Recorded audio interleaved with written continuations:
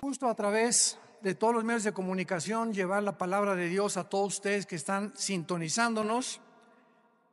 Y vamos a titular la conferencia que voy a compartir en dos partes, en esta y en la que sigue, con el título Un mundo en el abismo. Un mundo en el abismo. Un mundo que está a punto de naufragar. No cabe duda que en estos últimos días hemos visto acontecimientos que han sacudido a las naciones. Acabo de grabar un reportaje especial, los invito a que lo vean en nuestras páginas, redes sociales, titulado Afganistán, donde comparto por cerca de media hora, 35 minutos, lo que está sucediendo en Afganistán. Pero más importante que eso, las repercusiones globales que se vienen como consecuencia de lo que acaba de suceder. Y ustedes pues ponen los medios masivos de comunicación, CNN, Fox News, NBC, etcétera, etcétera, y todos los periódicos y los medios de comunicación seculares o del mundo nos presentan una perspectiva geopolítica, económica, histórica, pero no bíblica. Y cuando nosotros nos damos cuenta que estos acontecimientos se están desarrollando, corroborando, confirmando que verdaderamente la Biblia es ahorita la luz del mundo, siempre lo ha sido. Pero mientras más oscuro esté el mundo, más oportunidad tenemos nosotros de alumbrar. Cuando un grupo de terroristas o grupo terrorista llamado los talibanes, la palabra talibán significa estudiante, porque son estudiantes del Islam y de la ley Sharia. Cuando comenzamos a recibir correos, están llegando ahorita, ¿verdad?, los aviones tratando de sacar, y las imágenes que vimos, cómo la gente se caía de las alas de los aviones cuando estaban tratando de sacar gente de Kabul, que es la capital de Afganistán. Nos llegaron más de 60, 70 correos, llamadas de teléfono. Yo no pude esa tarde colgar, le decía a mi esposa, una tras otra, de Brasil, de Argentina, de España, de Inglaterra, de hispanos desde luego, preguntándonos, ¿qué piensa usted acerca de lo que está pasando? Todo el mundo estaba alborotado, pero nadie sabía bíblicamente lo que estaba sucediendo. Me puse a orar e inmediatamente comencé a tratar de recopilar la información que yo podía reunir para dar una conferencia al otro día, un reportaje especial para que pudiéramos los cristianos principalmente darnos cuenta que los Estados Unidos de Norteamérica no aparecen en la Biblia, y lo venimos diciendo desde hace muchos años.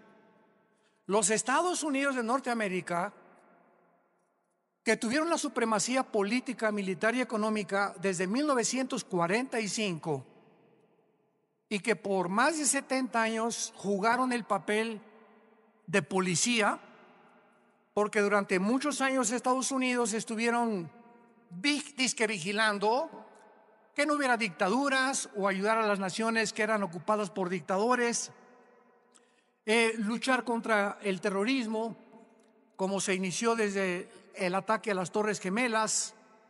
El presidente George Bush lanzó un ataque contra 3 naciones que fueron Irán, Irak y Afganistán, porque Afganistán había sido el nido o la cueva de un grupo llamado Al-Qaeda, donde posteriormente capturaron ahí en Islamabad al famoso líder Osama Bin Laden. Y esta guerra contra el terrorismo, ¿verdad?, fue llevada durante los últimos 20 años, y finalmente nos damos cuenta que con la nueva administración actualmente del presidente Joe Biden los errores tan grandes que han cometido ha hecho que ahora, con la actuación que Estados Unidos tuvo, le llaman ahora un tigre de papel. Estados Unidos ya no es la nación que era. Ahora China ya sabe que puede invadir Taiwán. Ahora Irán ya sabe que pueden continuar con las centrifugadoras produciendo el uranio 35 para fabricar la bomba atómica. Ahora Irán ya sabe que lo puede hacer. Ahora Corea del Norte ya sabe que no tiene ningún impedimento para someter a Corea del Sur. Y ahora Turquía también ya sabe, a través del presidente Erdogan, que pueden levantarse para la reconstrucción de Afganistán, y el presidente de Turquía se ha autonombrado el líder mundial del Islam. Lo más interesante de todo lo que está sucediendo ahorita en el mundo, que vamos a desarrollarlo brevemente, es que estas cuatro naciones, China nunca ha dejado de tener relaciones cordiales con los talibanes, nunca. Pero lo más interesante de esto, bíblicamente, porque es lo que nos interesa y lo que solamente los cristianos lo sabemos, es que son las cuatro naciones que se mencionan en Ezequiel 38 y 39, en la próxima invasión contra Israel.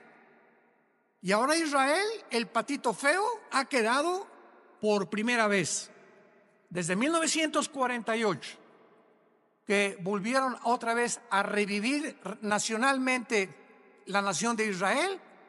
Ya no tiene quien los defienda, han quedado vulnerables. Y también los Estados Unidos de Norteamérica han quedado vulnerables, porque si Estados Unidos no aparece en las profecías bíblicas y en esta invasión del capítulo 38 de Ezequiel no aparece tampoco, significa o que iba a caer económicamente, o que iba a comenzar a corromperse interiormente, como dijo Abraham Lincoln. Estados Unidos no va a caer fuera por sus enemigos. Si Estados Unidos cae es porque se corrompió internamente. Y esto nos da un panorama maravilloso para saber que los cascos de los jinetes del Apocalipsis ya se escuchan en el cielo. La voz del novio ya la escuchamos, que dice: prepárate, prepárate, prepárate. Y todos ustedes que nos escuchan, que no tienen la seguridad de la salvación a través de la predicación del evangelio de la gracia de Jesucristo, prepárate para encontrarte con Dios. Porque así como los talibanes creían que en 2 meses las tropas norteamericanas iban a salir, y cuando descubren que Estados Unidos viola el pacto con el presidente Ghani y con los talibanes, de que no era verdad lo que el expresidente Trump firmó, les tomó 48 horas, 2 días les tomó apoderarse de toda una nación, sin que nadie chistara ni nadie dijera pío.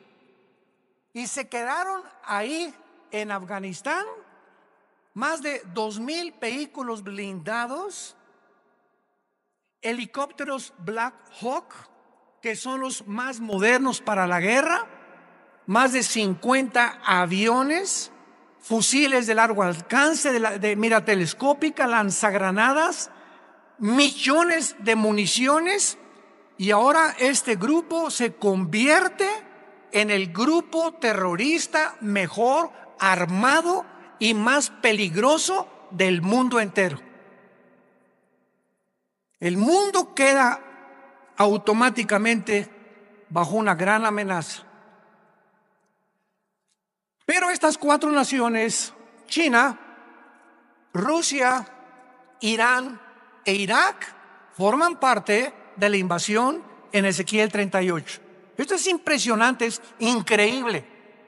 Y son las 4 naciones que están apoyando ahorita a los talibanes. y que mantienen relaciones con ellos y los van a seguir defendiendo.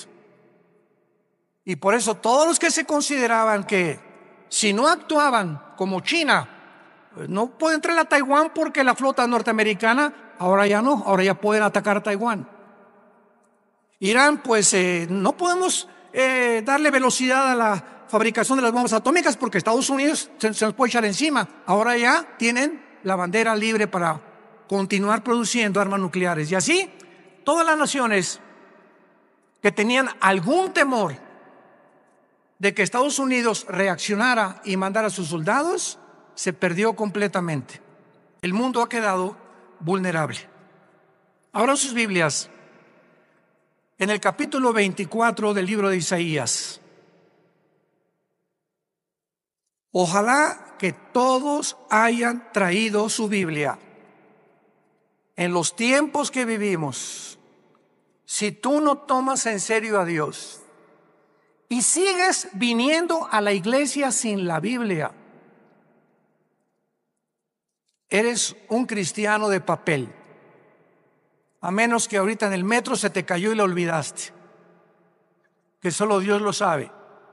Pero ya no podemos seguir siendo cristianos de papel, de pacotilla, de oídos y profesando por afuera sin darle la importancia a Dios que Él nos pide que le demos a este libro sagrado, que es la única luz que tenemos actualmente. El pasaje que voy a leer en Isaías 24 se escribió hace más de 2500 años. Señores ateos que nos escuchan, escépticos y todas las personas que han atacado la Biblia y que se han burlado de ella, ahora van a comenzar a buscar y a volver otra vez a encontrar quién puede darnos respuestas de lo que está pasando geopolíticamente en el mundo. Y en este pasaje, escrito hace más de 2500 años, se describe cómo va a acabar el mundo. Pero aún más que eso, el Espíritu Santo nos delinea claramente las razones por las cuales el mundo ha llegado a la condición en la que se encuentra actualmente. Dice así: he aquí que Jehová vacía la tierra y la desnuda, y trastorna su faz y hace esparcir a sus moradores. Y sucederá, así como al pueblo, también al sacerdote, como al siervo, así a su amo, como a la criada, a su ama, como al que compra, al que vende, como al que presta, al que toma prestado, como al que da al logro, así al que lo recibe. La tierra será enteramente vaciada, completamente saqueada, porque Jehová ha pronunciado esta palabra: se destruyó, cayó la tierra, enfermó. Cayó el mundo, enfermaron los altos pueblos de la tierra, y la tierra se contaminó bajo sus moradores porque, número 1, traspasaron las leyes. Número 2, falsearon el derecho. Y número 3, quebrantaron el pacto sempiterno. Por esta causa, la maldición consumió la tierra y sus moradores fueron asolados. Por esta causa fueron consumidos los habitantes de la tierra y disminuyeron los hombres. Se perdió el vino, enfermó la vid, gimieron todos los que eran alegres de corazón. Cesó el regocijo de los panderos, se acabó el estruendo de los que se alegran, cesó la alegría del arpa. No beberán vino con cantar, la sidra les será amarga a los que la bebieren.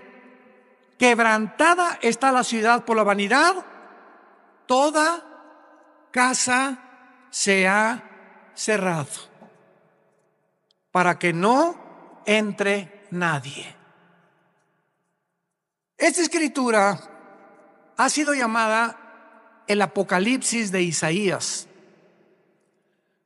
Porque después de que Isaías profetiza en este libro el juicio contra 11 naciones, el Señor ahora anuncia el juicio final contra el mundo entero.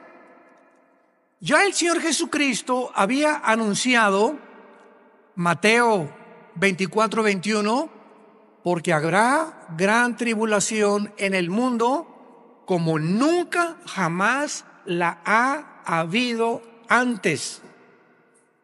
En Lucas 21 escribe estas palabras el evangelista Lucas, versículo 25: habrá señales en el sol, en la luna, en las estrellas, y en la tierra angustia de las gentes, confundidas a causa del bramido del mar y de las olas, desfalleciendo los hombres por el temor y la expectación de las cosas que sobrevendrán en la tierra, porque las potencias de los cielos serán conmovidas. Versículo 34: miren también por ustedes mismos, que vuestros corazones no se carguen de glotonería, embriaguez y de los afanes de la vida, y venga de repente sobre vosotros aquel día, porque como un lazo vendrá sobre todos los que habitan sobre la faz de toda la tierra. Velad pues en todo tiempo, orando que seáis tenidos por dignos de escapar de todas estas cosas que vendrán y de estar en pie delante del Hijo del Hombre. Regresando al pasaje de Isaías, encontramos en los primeros 4 versículos 3 puntos importantes acerca del juicio de Dios. En primer lugar, dice el versículo 1: he aquí que Jehová vacía la tierra y la desnuda, la trastorna y hace esparcir a sus moradores. En primer lugar, encontramos que va a ser Dios y su Hijo Jesucristo, como lo vamos a ver a continuación, los agentes que van a juzgar al mundo. Esto es absolutamente obvio y lógico, ya que Dios es imposible que juzgue a alguien que no merece. Es imposible que Dios mande una maldición sin que los que reciban la maldición se hayan hecho merecedores de lo que recibieron. Porque todo lo que sembramos, todas las decisiones que tú has tomado en tu vida, todas las cosas que has decidido en tu vida, tienen consecuencias, para bien o para mal.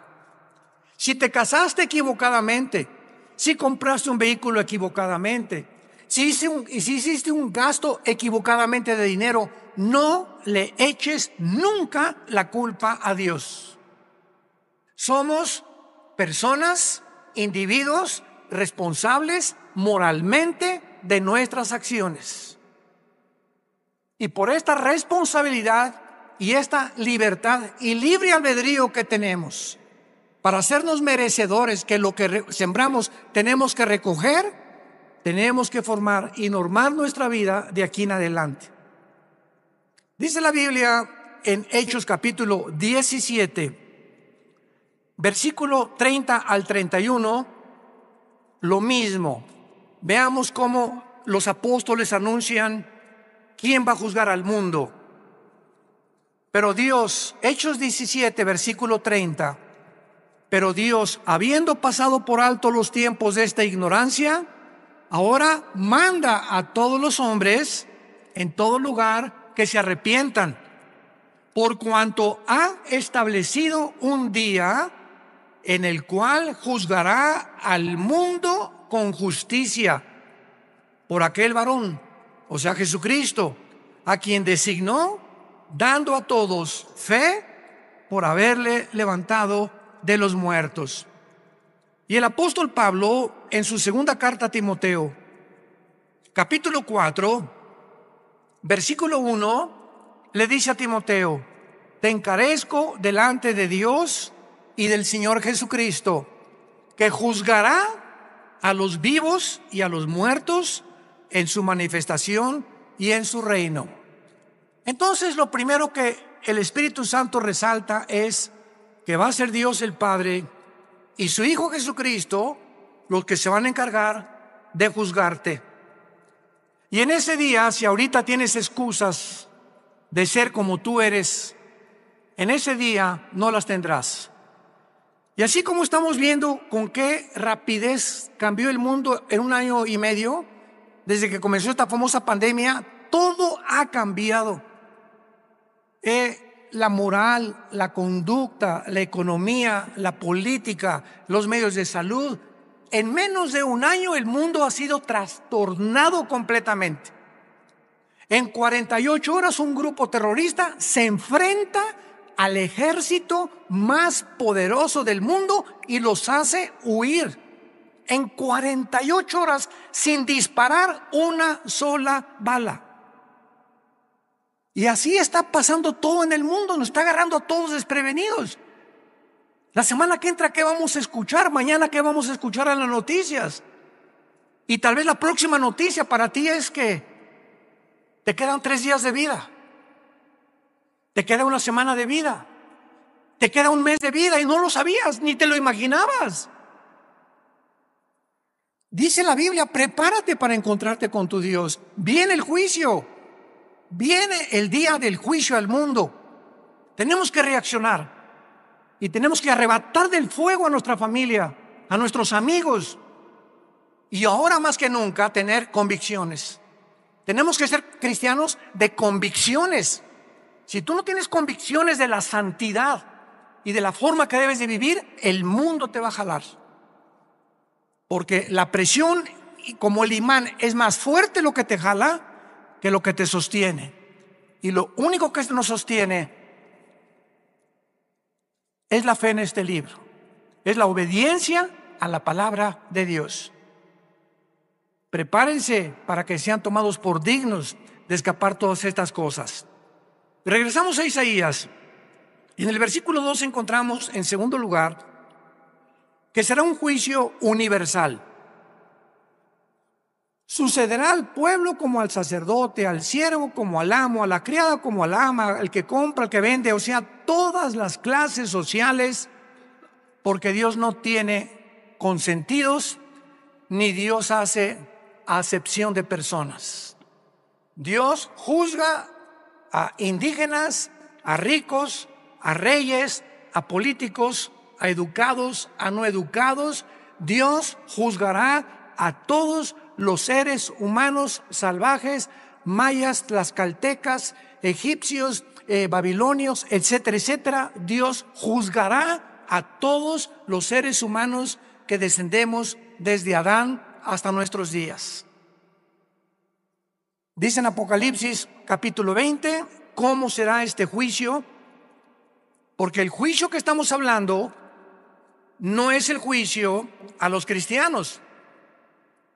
Cuando estamos hablando que Dios juzgará al mundo con justicia, estamos hablando a todos los que le rechazaron. Todo lo que estamos hablando ahorita, y lo vamos a ver a continuación, por qué Dios los va a juzgar, es el juicio que se llama en Apocalipsis capítulo 20, del 11 al 15, el juicio del gran trono blanco. Porque todos nosotros que hemos recibido a Jesucristo, ya hemos sido juzgados en la cruz. Gloria a Dios, aleluya. Ese hombre llamado Jesús de Nazaret, que murió y abrió sus brazos en esa cruz, llevó tu culpa, tu culpa, tu culpa y mi culpa.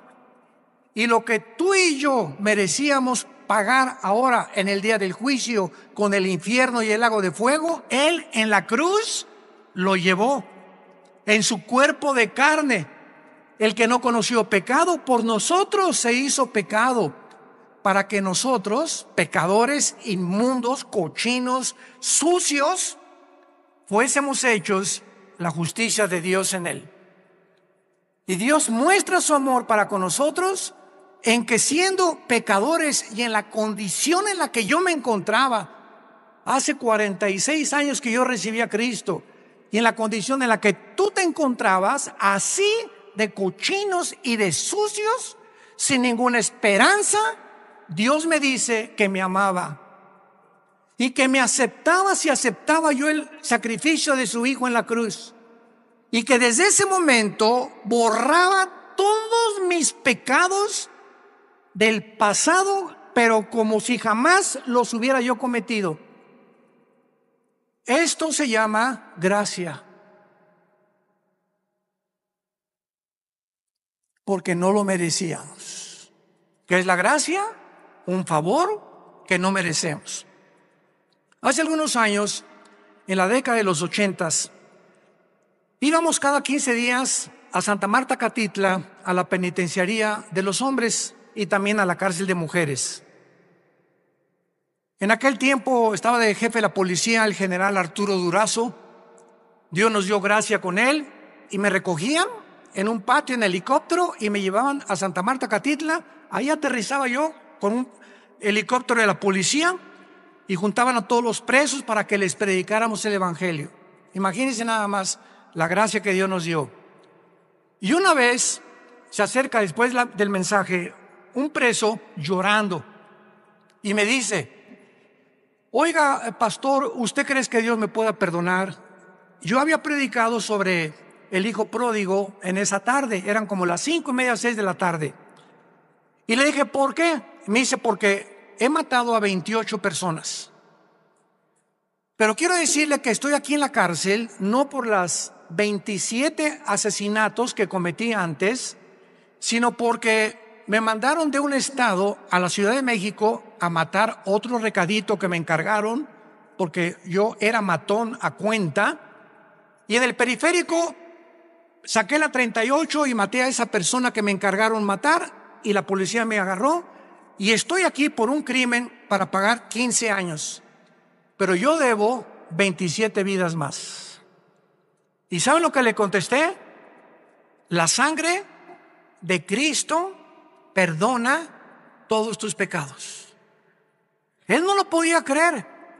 Quiere decir que si yo acepto a Cristo ahorita y lo reconozco como mi Salvador, todos esos crímenes no voy a pagar por ellos. Y le dije: amén.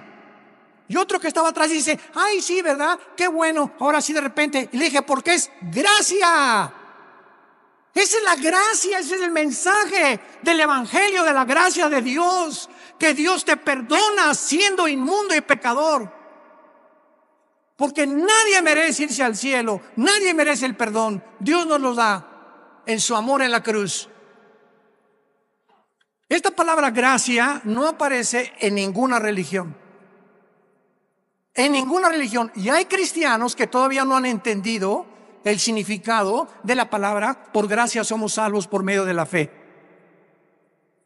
Es la fe la que nos da la gracia de Dios. El creer lo que Él hizo en la cruz nos hace, nos abre para que Dios tenga a favor de nosotros, se compadezca de nosotros y nos regale el amor de su Hijo Jesucristo. ¡Qué mensaje tan glorioso tenemos! Yo quiero decirte a ti que nos estás viendo por la televisión y ustedes están aquí presentes. Me puedes decir: yo he abortado 8 niños, llevo 3 divorcios, he matado, he adulterado, he hecho aquello. Si tú recibes a Cristo, Dios te perdona. Y en este día del juicio tú no estarás presente, porque Él pagó por ti y por mí. Y por eso vivimos tan agradecidos, humillados, después de lo que Él hizo en nuestro lugar en esa cruz. Dice Apocalipsis 20, versículo 11, hablando del trono donde estarán todos los que rechazaron este regalo de Dios: vi un gran trono blanco y al que estaba sentado en él, de delante del cual huyeron la tierra y el cielo, y ningún lugar se encontró para ellos. Esto nos habla que este juicio será después del milenio, porque los que estén en este juicio van a ver cómo desaparece la tierra y los cielos. Y después de este juicio Dios hará nuevos cielos y nueva tierra. Entonces, este juicio será hasta después de los 1000 años o del reino mesiánico que Jesucristo le prometió a los profetas. Y dice el versículo 12 que Juan el apóstol que escribe esto, vi a los muertos, grandes y pequeños, de pie, y los libros fueron abiertos. Y otro libro fue abierto, el cual es el libro de la vida. Y fueron juzgados los muertos por las cosas que estaban escritas en los libros según sus obras. Vemos que Juan nos dice que cuando Dios abrió los libros, todos los seres humanos que estaban enfrente del trono de Dios estaban parados. No había nadie de rodillas, todos de pie. ¿Por qué? Porque en ese momento se acabó la misericordia. En ese momento ya no hay gracia. En ese momento ya no hay favor, ya no hay nada más que dictar la sentencia. La gracia, el favor, la misericordia están hoy que tú me escuchas delante de ti a través del mensaje del Evangelio de la gracia de Jesucristo. Pero si después de esta vida tú rechazas lo que te está Dios ofreciendo en este momento, se acabó, porque eres responsable. Somos sometidos a la ley de la responsabilidad individual, y cuando tú te mueras, te morirás en tus pecados, porque tú así lo decidiste. Como dijo un predicador hace algún tiempo, Dios no manda a nadie al infierno. Dios no manda a nadie al infierno, ellos se van solitos. Dios dio a su Hijo en la cruz, y si tú te condenas es porque tú escogiste pasar la eternidad lejos de Dios, porque en esta vida rechazaste a Dios y no lo quisiste, menos te gustará seguir con Él después de muerto. Los libros van a ser abiertos, todos tus pensamientos, todas tus palabras y todas tus acciones serán traídas delante de ti como en una película. Y observamos que Dios te va a juzgar por las obras. Qué irónico, ¿verdad? La salvación es por gracia sin las obras, pero el juicio será por las obras, por lo que tú hiciste. Y ahora, por lo que nosotros hicimos, Dios nos perdona, pero el día del juicio no lo vas a soportar. Y en tercer lugar, regresamos a Isaías 24, dice el versículo 3 y 4, que este juicio devastará completamente el mundo. La tierra será vaciada, versículo 3, Isaías 24, completamente saqueada. Jehová ha pronunciado esta palabra: la tierra se destruyó, enfermó, cayó el mundo, blasfemaron los altos pueblos de la tierra, y la tierra se contaminó bajo sus moradores, porque traspasaron las leyes, falsearon el derecho y quebrantaron el pacto sempiterno. Estas características del versículo 4 ya las podemos ver. ¿En qué planeta estamos tú y yo viviendo? En un planeta donde el aire ya está contaminado. Las frutas, las cosechas, la agricultura, los campos están contaminados. El mar inmensamente contaminado. La comida contaminada. Todo a nuestro alrededor es un mundo contaminado. Y lo más interesante que vamos a descubrir a continuación es que ahorita las naciones, el efecto global y el clima, están luchando las naciones por mejorar el clima, sin que los líderes de las naciones se den cuenta, porque hay un velo en sus mentes que no pueden entender la realidad de lo que nos rodea. Creen que se debe pues a los hidrocarburos y esto y el otro, que tienen algo que ver. Pero de acuerdo a la Biblia, la contaminación del planeta está asociada con nuestros pecados. Mientras más inmoralidad hay en el mundo y mientras más maldad hay en el mundo, la tierra sufre igualmente que nosotros. Y esto lo podemos ver claramente para confirmarlo cuando Dios creó el paraíso o el huerto del Edén, donde todo era perfecto. ¿Se acuerdan? Los leones no mordían, las rosas no tenían espinas, los reptiles no tenían veneno, no había tormentas, no había tsunamis, no había terremotos. Adán y Eva vivían en un mundo perfecto. Y cuando Adán y Eva pecan, qué interesante, toda la ecología del mundo cambia inmediatamente. En el momento que la primer pareja peca, se cambia la genética de los animales y se vuelven feroces. Se cambian las condiciones del mundo y comienza a llover. Se cambia la condición de las plantas y comienzan a sacar espinas.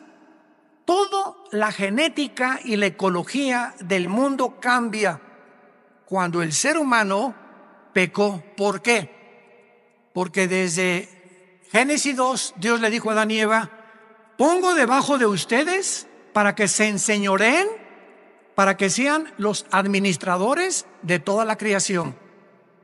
Pero si ustedes se apartan de mis leyes, la creación se volverá su enemigo. Y esto la gente que no tiene al Espíritu Santo no lo entiende y lo atribuye a problemas de gases, hidrocarburos, y no hay absolutamente ninguna solución para cambiar ahora un mundo en crisis, un mundo que se encuentra en el abismo. Ahora veamos a continuación las causas del juicio en el versículo 5 que acabamos de leer. ¿Por qué el mundo ha llegado al punto que llegamos?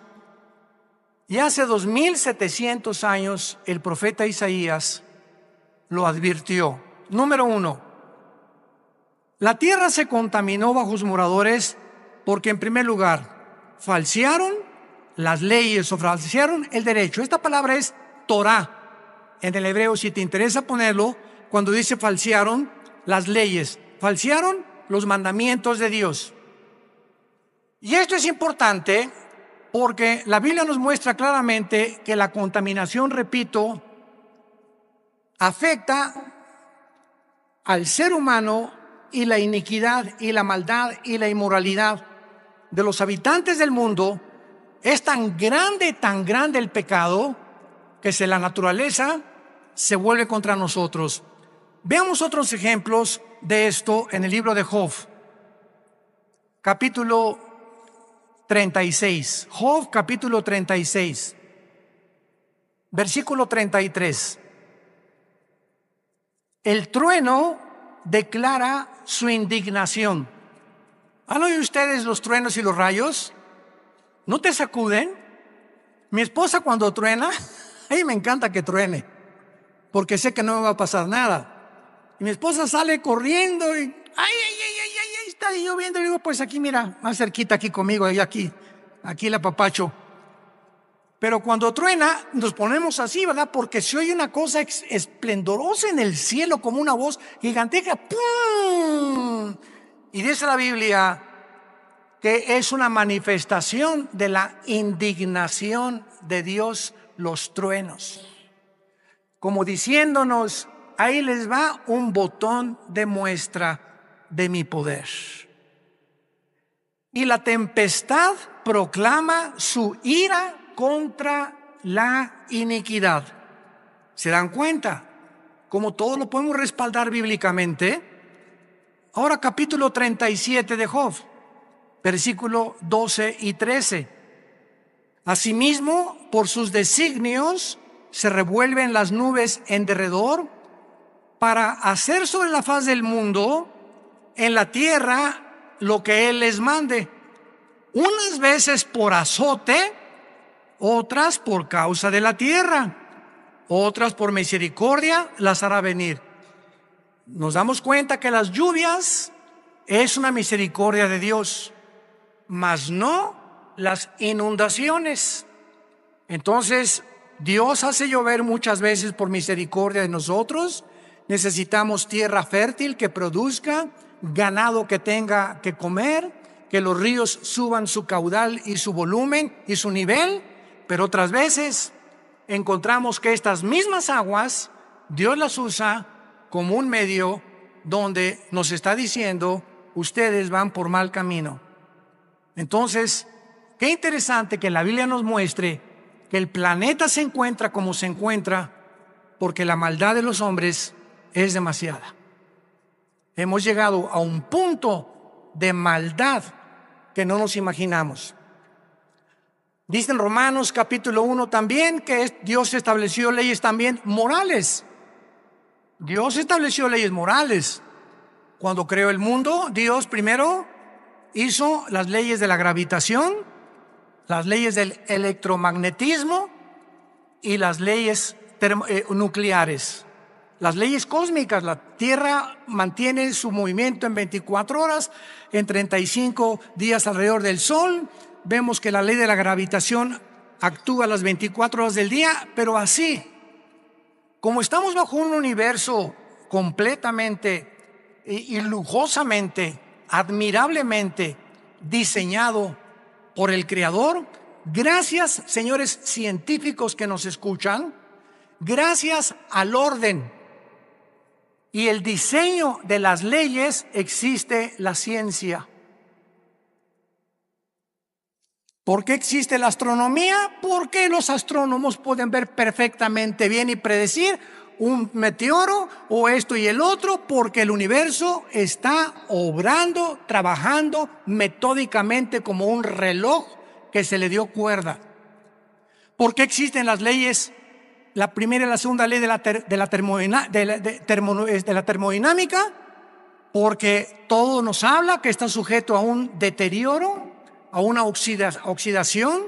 El Sol pierde toneladas masa cada segundo, y gracias a esto se establece que no hay evolución, que la segunda ley de la termodinámica contradice la ley de la evolución. En lugar de que estemos evolucionando, vamos de arriba hacia abajo, no vamos mejorando.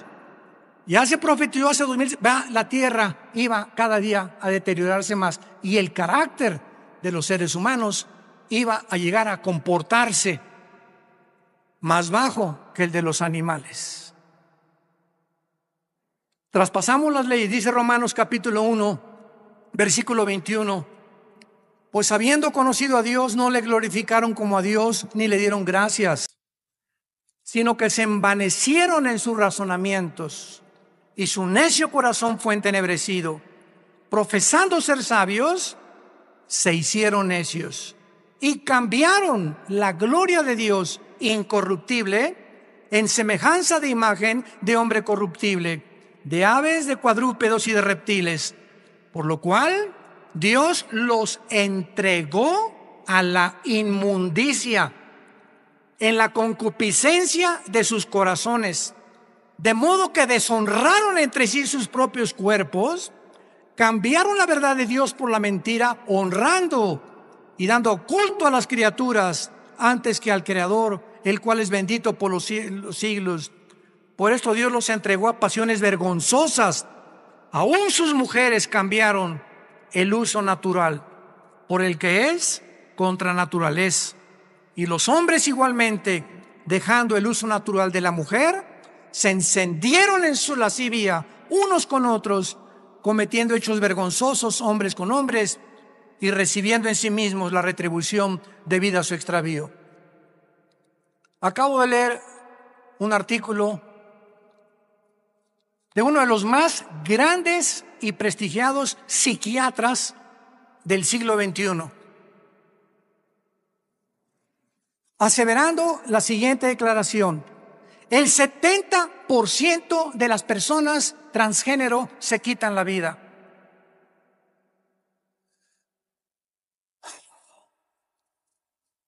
El 70% de las personas que intentaron cambiar la naturaleza con la cual nacimos, dijeron a Dios: te equivocaste, yo no soy hombre, soy mujer, no soy mujer, soy hombre. Finalmente, cuando hacen la operación y la cirugía para cambiarse el sexo, en su alma son como Dios los creó. Y comienza una lucha interna: ¿soy o no soy? ¿O qué soy? Y la confusión y el conflicto mental llega al grado que prefieren quitarse la vida. Esto fue escrito hace 2000 años por el apóstol Pablo.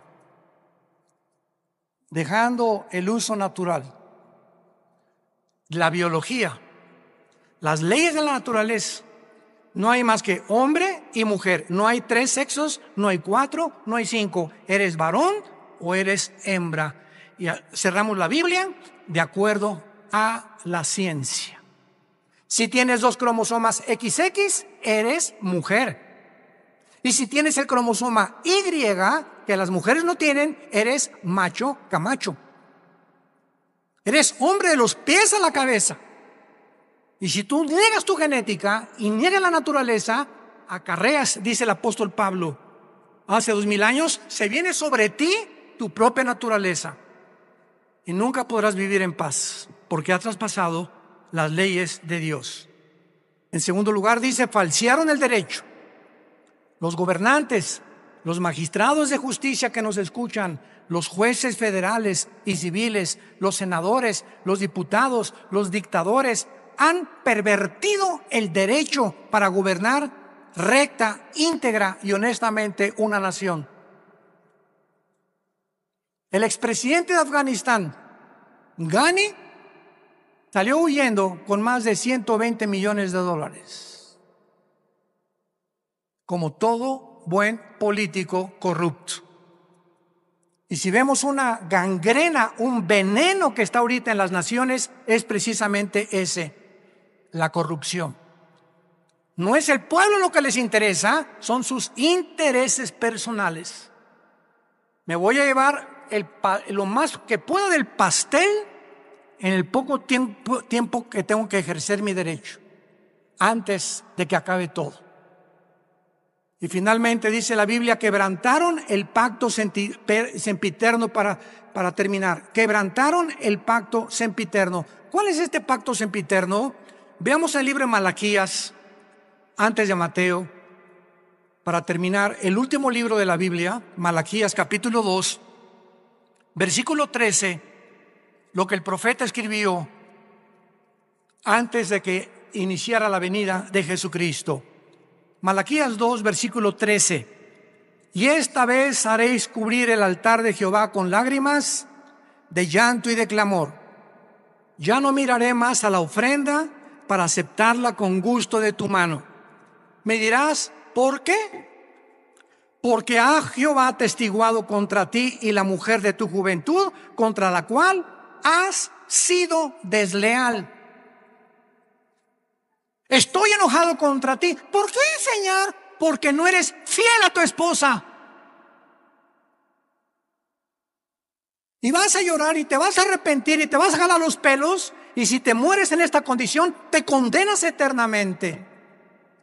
Porque has sido desleal. Vamos a ver qué significa la palabra desleal. Siendo ella tu compañera y la mujer de tu pacto. ¿Cuál es el pacto que menciona Isaías que acabamos de mencionar, sempiterno? El primer pacto que Dios estableció antes de cualquier institución humana, de los colegios y de los gobiernos. Se llama el pacto inquebrantable del matrimonio. A los que les interese, la palabra desleal en el hebreo es la palabra bagad, con B de bueno, A de Armando, G de Gárgara, H, A de Armando, D de David. Bagad. Escuche lo que significa ser desleal.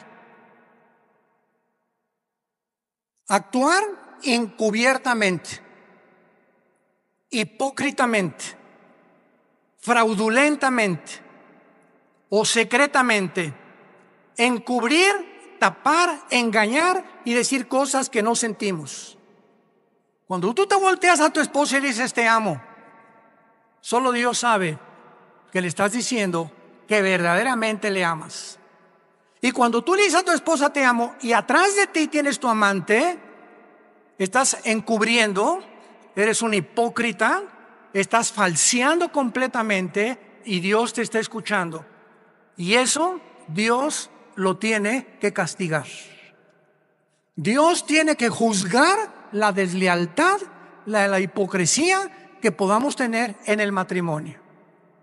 Por eso tenemos estos seminarios cada año con 300, 250 parejas, para que en esos 3 días regresemos a la Biblia, nos arrepintamos, hay una renovación de votos el último día junto a la playa, una cena de gala, y ahí podemos descubrir que Dios mío, es que yo sentí que ya no la amaba, pero viene el Espíritu Santo y nos da algo sobrenatural que ya habíamos perdido, porque le estamos diciendo a Dios, yo quiero mantener y llegar hasta el fin con mi gordita y con mi gordito, porque de otra manera me estoy engañando. No puedo irme con un amante ni creer que hay una mujer que me satisfaga, que la mujer y la madre que tú me diste para mis hijos. El mundo está enfermo, tenemos que reaccionar, y en esta tarde les pido a todos ustedes que se arrepientan de sus pecados. Si hay alguna área en la que el Espíritu Santo te ha hablado, arrepiéntete hoy, porque por esta puerta no entraste en esta mañana por coincidencia. Dios te ama, Dios te ama, Dios te ama, y Él no quiere que salgas por esta puerta como entraste esta mañana. Tú no sabes si ahorita te atropella un coche, no sabes si te da un ataque al corazón, no sabes si te da una embolia cerebral mañana, o si pasado mañana el doctor te dice, las placas no mienten, don Pancho, usted tiene cáncer y tiene 3 meses para vivir. Dios quiere que tú vengas a la cruz a perdonar tus pecados y a que arregles tus cuentas de una vez por todas con su Hijo Jesucristo. Oremos. Te damos gracias, Señor, por tu palabra, porque de tal manera nos amas que nos has dado a tu Hijo Jesucristo, para que cualquiera, sin acepción de personas, que crea en Él, no se pierda, mas tenga la vida eterna. Mas Dios muestra su amor para con nosotros en que, siendo aún pecadores, Cristo murió por nosotros. Mas Él herido fue por nuestras rebeliones, molido por nuestros pecados. El castigo de nuestra paz fue sobre Él, y por sus llagas hemos sido nosotros curados. El que no conoció pecado por nosotros se hizo pecado, para que nosotros fuésemos hechos la justicia de Dios en Él. ¿Qué tengo que hacer? Me preguntarás en esta mañana. Para arreglar mis cuentas para siempre con Dios, la Biblia dice, arrepiéntete. ¿Qué significa arrepentirse? Reconocer que has pecado contra Dios y que no puedes seguir viviendo igual. En segundo lugar, que no tienes el poder para cambiar, porque solo Dios te lo puede dar mediante la fe en su Hijo. En segundo lugar, creer que Cristo en la cruz pagó con su sangre por tus pecados. Y en tercer lugar, que a los 3 días resucitó de los muertos para traer una esperanza eterna, inmarcesible, que nos está aguardando en el cielo el día que nosotros resucitemos. Dile pues, Señor, te pido perdón por mi vida. Lávame con tu sangre preciosa. Te recibo, Jesucristo, en mi corazón como mi Señor y mi Salvador, y te doy las gracias por tan grande amor. Amén. Gracias a Dios por este libro. Es la única, escucha lo que voy a decir, es la única luz. No hay otra luz en el mundo. De los billones de volúmenes de literatura que hay, no hay otra luz. No hay otro mapa, no hay otro Waze, no hay otro GPS, no hay otra guía que nos pueda guiar por un camino seguro. Tu cayado nos confirmará y el bien y la misericordia nos seguirá todos los días de su vida. Todos ustedes de aquí para allá que en esta mañana hicieron esta oración, levanten su mano, recibiendo a Cristo, gracias. ¿Alguien más en esta mañana? Gracias, jovencito. ¿Alguien más? ¿Alguien más por acá?